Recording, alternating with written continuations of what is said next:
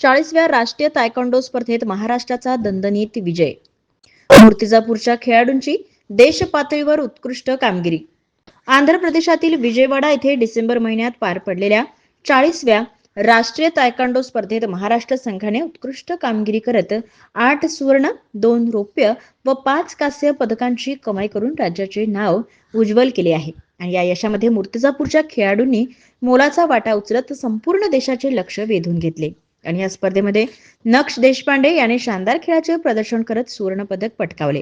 तसेच तन्मय शासनकार, कल्पदोशी, भावेश राठोड, विधी यादव व गरिमा बांगड, श्लोक मोहाड यांनीही सुवर्ण पदक जिंकून महाराष्ट्राच्या यशामध्ये भर घातली.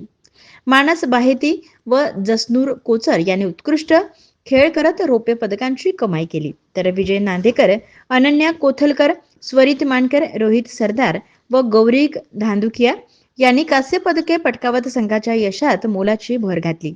आणि या राष्ट्रीय स्पर्धेमध्ये महाराष्ट्रासह कर्नाटक, तामिळनाडू, आंध्र प्रदेश, ओडिसा, जम्मू काश्मीर, गुजरात, उत्तराखंड व पश्चिम बंगाल आदी राज्यांतील खेळाडूंनी सहभाग घेतला होता. अत्यंत चुरशीच्या व उच्च दर्जाच्या स्पर्धेमध्ये महाराष्ट्राच्या खेळाडूंनी दाखवलेली कामगिरी कौतुकास्पद ठरली आहे. आणि या यशाबद्दल खेळाडूंवर सर्वत्रच अभिनंदनाचा वर्षाव होत असून मूर्तिजापुराच्या क्रीडा क्षेत्रासाठी हा अभिमानाचा क्षण असल्याचे मत क्रीडाप्रेमींमधून व्यक्त होत आहे. प्रशिक्षक दिनेश श्रीवास, प्रतीक यादव यासह राज कोडले, भारतीय आमेट, हर्ष जोशी, गौरव शिरसाट, हार्दिक प्रधान यांनी मोलाची कामगिरी केली. प्रतिनिधी श्याम वाळस्कर, सत्यलढा न्यूज, मूर्तिजापूर.